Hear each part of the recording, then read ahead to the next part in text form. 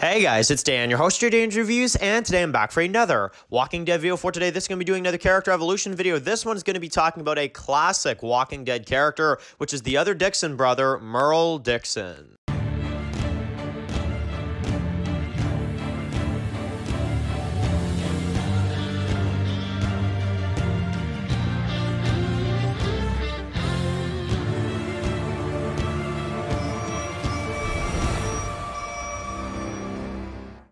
Okay guys, just going to be doing another video for today. This one's going to be doing another Walking Dead video for today and another character evolution video. This one is going to be talking about Merle Dixon from The Walking Dead. So, this was the one that won the poll this week, as I was honestly the happiest about, because honestly, Merle is a fantastic character in The Walking Dead.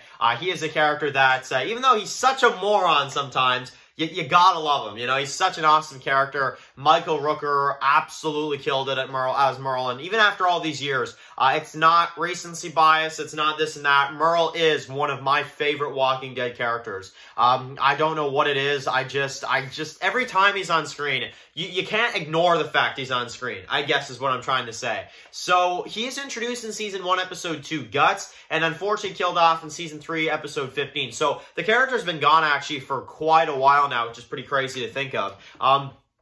The character's been dead for like 8 years in real life, so that's pretty crazy. But and in the show's timeline, probably even more than that. So that's just crazy to think about. So anyway, so we get to see Merle in Season 1, and basically he is a loudmouth racist. I mean, he is out there, Merle. He absolutely is. And Rick puts him in his place, and basically, you know, you just got, like, you know, Merle was trying to kind of, like, sweet-talk Andrea, and he's trying to, like, you know, get the key from T-Dog, and he's like, hey, nothing personal, you know, I'm like, bruh, this guy is so desperate to get out of those cuffs just so he can, like, probably graze some more hell, you know? I loved him. I loved him in Episode 2. He was a moron, but he was such a good moron, you know?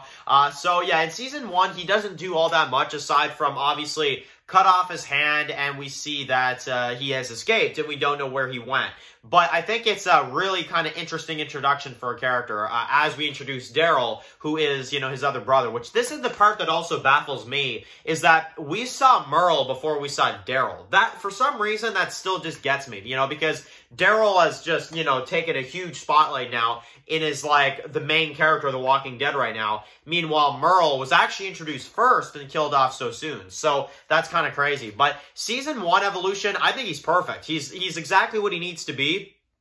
And he's a really cool character for the time he has. Now, I would say an evolution for Season 2, but I am going to have to skip it just because it's not real character development. You know, he gets Daryl to, you know, I guess kind of get out of that situation, but I can't say it's enough. But Season 2, he doesn't really have an evolution. I'm not going to say it's good or bad because it's not really an evolution. However, I love the part when he's like, or what? You're going to come up here and shut my mouth for me? Well, come on and do it then, you know? So even in a hallucination type scene, he's still hilarious. So that just goes to show. Alright, now Season 3, this is his prime season, right? So we find out that he has been saved by the governor. He is now one of his high-ranking lieutenants. And basically, he, you know, knows Andrea. He wants to know if Daryl is okay. And Andrea says, like, I don't know that for sure. You know, we got separated and stuff at the farm, and I don't know exactly where he is, you know. But, you know, you'd hope that he's alive. So, we get to see that not only has Merle joined the governor, but he is definitely a loyal member. You know, he takes out the military group in this one. He's, you know, really just a really interesting character. And I love the scene. And you see, every time I talk about Merle, I think of something else that was funny. I love the scene when you've got, you know, the governor that walks in and he's asking Milton, he's like, finish your homework yet? And he's like, unfortunately, the dog is eating it already. And he's like, what the hell did you call me? And he's like, hey, where are we? Back at the schoolyard? Well, you're going to take his lunch money while you're at it, you know? Love that. Love that scene as well, too. So, I'm telling you, man, every time Merle's on screen, something funny is said. It's just the honest truth. So, basically, he wants to take a trip to go to that farmhouse. He asks Andrea about it, and he's going to go try to see if he can find his baby brother, you know? That's pretty cool. He always says that, baby brother, you know? It's not just my brother, it's baby brother, you know? So, that's that. And basically, the governor doesn't want Merle to go. You can tell, like, he's like, if you ask me, I don't think he'll find them. but he's got to look, I guess, as the governor and Andrea say. So basically, he then obviously has a job to go after basically Michonne, and him and Julio and some others, of course. Julio and the others, you know, get attacked. The two men get killed, and then Julio says that he doesn't want to lie to the governor about it. And he's like, you're right, you're right, you know, and he's like, come along pretty quick there, kid. What's your name? And he's like, Carjulio. Carjulio. You hear that, bird? Bang! You know, so it's just like, of course, right? So he, of course, then runs into Maggie and Glenn. That's when he's just like, all right, you know, now the conflict starts raising. He takes them hostage because they won't take him to Daryl, and basically, we've got him interrogating Glenn, and of course, you know, he knows that Rick and them are going to be coming after them, but he knows that Glenn is lying when he says that we've been out on the road, Dale, Shane, Andrea, and he's just like, really? Is that right? You know?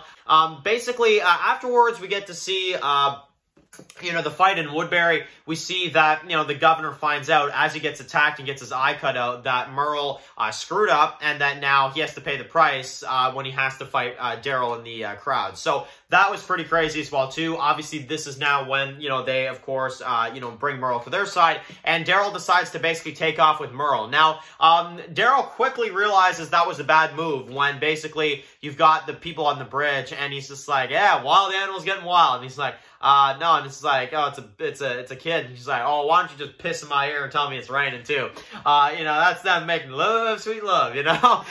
Just, oh man, I'm telling you right now, Merle is, honestly, in Season 3, he is why that season is so entertaining. I'm just going to say that. He's why the season is so entertaining. But basically, they go help the people on the bridge. Merle doesn't seem to really care about these people. Daryl does. And that's when he kind of realizes, he's like, nah, I got to go back to where I belong, you know? And obviously, Merle, you know, follows suit, and then Merle goes to them to prison. Now, obviously, Merle, he does join their side for a few episodes, but he's just running his mouth the whole time. He fights Glenn. I mean, he just does a lot of this stuff. But he is sent, as Rick gets the offer to give over Michonne, he is the one that does the job because Merle says it. Rick knows that I'll be the one to get it done.